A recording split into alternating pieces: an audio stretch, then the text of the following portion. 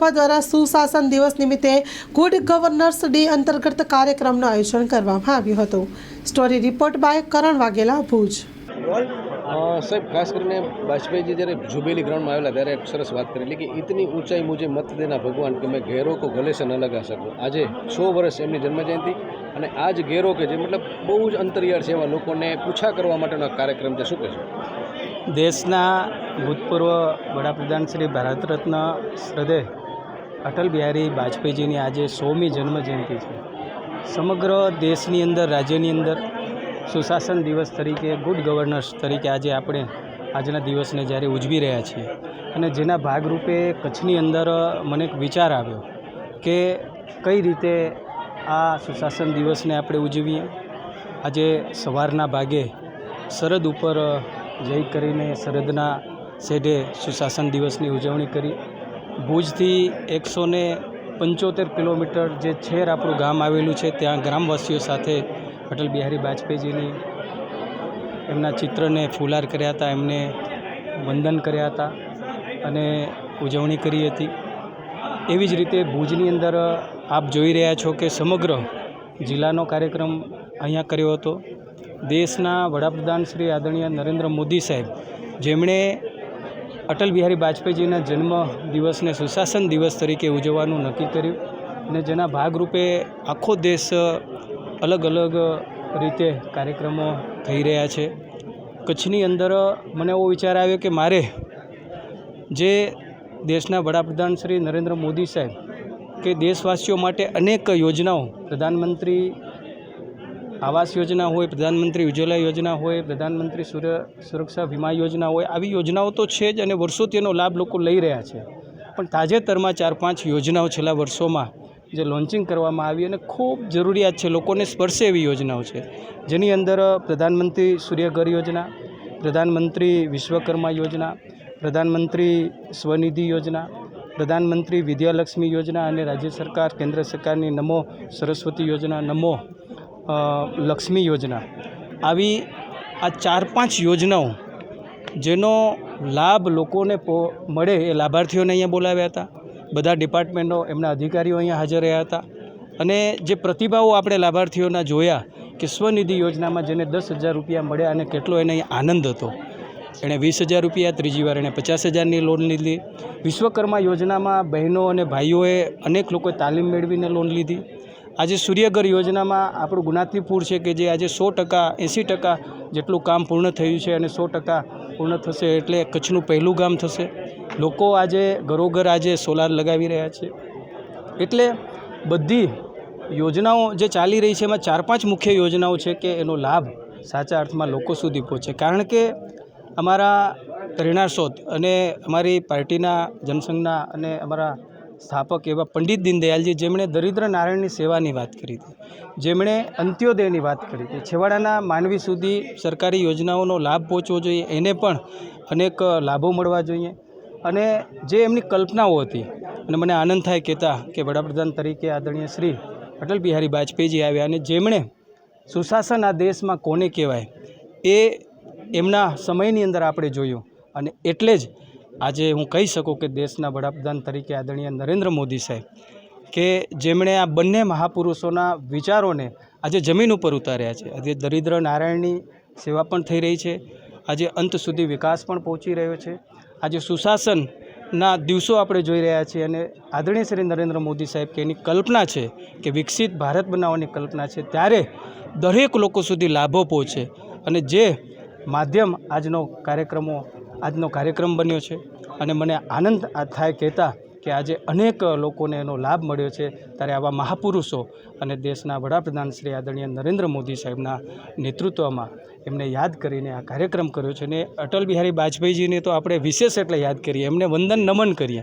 જ્યાં આપણે ઊભા છીએ એ હોસ્પિટલની ભેટ પણ એમણે આપી છે કચ્છને ધરતીકંપ પછી અને આજે આપણે સુખના જે આનંદના જે અવસર જે માણી રહ્યા છીએ કચ્છની અંદર, જે ઉદ્યોગો આવ્યા અને એ ઉદ્યોગો એ જ્યારે દેશના વડાપ્રધાન હતા અને રાજ્યના મુખ્યમંત્રી તરીકે નરેન્દ્ર મોદી સાહેબ હતા અને ત્યારે જે ભારત સરકારે એક નીતિ ડિક્લેર કરી ઉદ્યોગની, ટેક્સ હોલિડેની, અને જેના કારણે ઉદ્યોગો આવ્યા અને જેના કારણે આજે આ 20-25 વર્ષની અંદર કચ્છનું પરિવર્તન થયું છે, કચ્છ વિકાસ અને વિકસિત બન્યું છે, જેનો આભાર પણ આપણે આપણા દેશના વડાપ્રધાન શ્રી નરેન્દ્ર મોદી સાહેબ અને પૂર્વ વડાપ્રધાન શ્રી અટલ બિહારી વાજપેયીજીને યાદ કરીને આપીએ. હું ફરી એકવાર તમારા માધ્યમથી આજનો અમારો સુશાસન દિવસનો કાર્યક્રમ એક અલગ જ પ્રકારનો એક અનેરો આજે કાર્યક્રમ હતો અને જે મેં કીધું એ 5 યોજના તમારા માધ્યમથી લોકો સુધી પહોંચે, એનો લાભ વધુને વધુ લોકો લે એવી હું આજના પ્રસંગે સૌને તમારા માધ્યમથી અપીલ પણ કરું છું.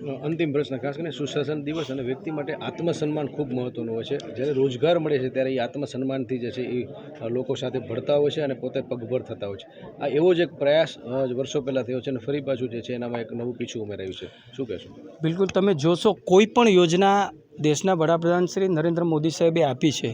મુદ્રા યોજના હોય તો યુવાનો માટે એ 10,000થી કરીને 10 લાખ સુધીની લોન લઈ શકે. આ યોજનાઓની અંદર પણ તમે જોઈ રહ્યા છો કે વિશ્વકર્મા યોજના છે કે માન સન્માન સાથે એક નાનો કારીગર છે અને એ કારીગર જે છે કે પોતે ટૂલ કિટ અને 1 લાખ, 2 લાખ, 3 લાખ, 5 લાખની લોન લઈ અને પોતાનો વ્યવસાય કરી શકે. આજે વિદ્યાર્થીઓ માટેની યોજનાઓ છે એ કેટલી આરસીઓદ્રુપ યોજનાઓ છે. આજે માણસ સ્વાભિમાની હોય છે, કોઈ પાસે માંગી નથી શકતો અને જ્યારે સરકાર એને કઈ રીતે સહયોગ કરતી હોય છે અને એ જ્યારે સહયોગ મળતો હોય છે ત્યારે આનંદ થતો હોય છે. સૌથી મોટી વાત સ્વનિધિ યોજના. આપણે અહીંયા જોયું કે જે અહીંથી ભાઈ પોતાના અનુભવ જે મૂકી રહ્યા હતા, આજે 10,000ની કિંમત કદાચ એ પૈસાદાર લોકોને ન હોય પણ 10,000 એના માટે જે છે કે એ આખા દિવસનો જે વ્યવસાય કરતો હોય અને એના પરિવારનું ગુજારણ એના ઉપર ચાલતું હોય અને ત્યારે આવી યોજના આવા પરિવારો માટે, જે એમ કહેવાય તમે કીધું કે જે આવા નાના પરિવારો માટે જે છે એ ખૂબ જ સાર્થક થતી હોય છે અને એમને પોતાને એમનો આત્મવિશ્વાસ પણ વધતો હોય છે અને સાચા અર્થની અંદર દેશના વડાપ્રધાન શ્રી નરેન્દ્ર મોદી સાહેબે આવી યોજનાઓના માધ્યમથી સૌનું સૌમાન ઊંચું કર્યું છે. દીકરીઓ આટલી બધી રાજી છે કે અમારા ગરીબ માતા પિતા ક્યાંક ફી ભરવામાં પ્રોબ્લેમ આવતો, આજે ખૂબ ખુશ છે દીકરીઓ. મેં બંને યોજનાઓની વાત કરી.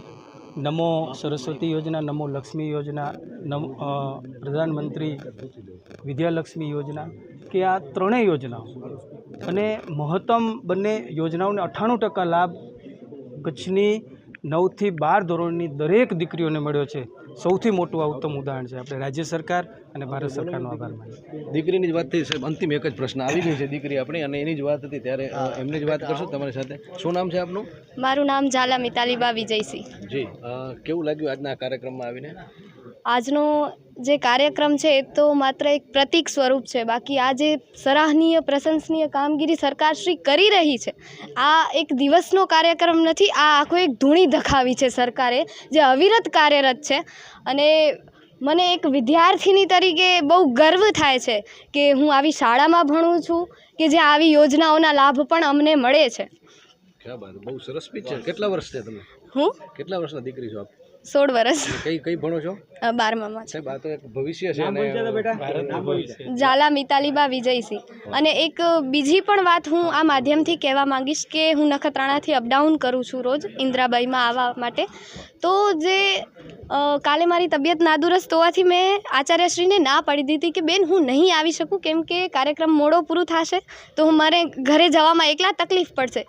તો આચાર્યશ્રી તરફથી મને ઘરે આવવાની અને જવાની સુવિધા વ્યવસ્થા કરી દેવામાં આવી. એટલે આ માધ્યમથી એ જે સાહેબ અમારા આચાર્ય છે અમારી નખત્રાણા હાઈસ્કૂલના, અને એક ફોન કરવાથી કે ભાઈ દીકરી આગળ વધે છે ને, કાંઈ વાંધો નહીં, આજે રજા હતી સરકારી શિક્ષકોને છતાં પણ મારા માટે આવ્યા છે, તો એમને પણ હું બિરદાવું છું. અને સાહેબ આપને પણ કહેવા માંગીશ કે જ્યાં સુધી આવા અધિકારીઓ અને આવા શિક્ષકો આપણી પાસે છે ત્યાં સુધી આપણો આ મલક જ્ઞાનના જ્યોતિ પ્રજ્વલિત રહેશે અને આ શહેર ધમધમતું રહેશે.